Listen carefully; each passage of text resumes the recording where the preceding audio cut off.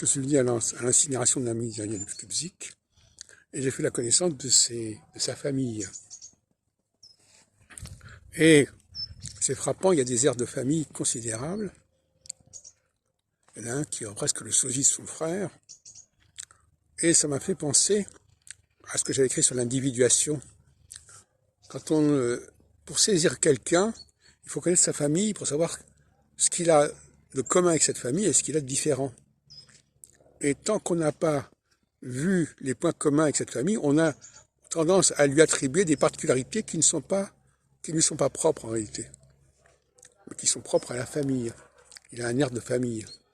Et ça, donc, c'est une erreur de contextualisation qu'il ne faut pas commettre, consistant à décrire une personne sans la situer dans son contexte, dans sa famille, dans ses parents, parce qu'à ce moment-là, on s'aperçoit qu'il y a des choses qui ne lui sont pas propres. J'ai eu la même expérience quand j'ai été avec ma copine Véronique en 2004-2005. Elle m'avait amené à Toulouse et elle avait fait la connaissance de ses frères.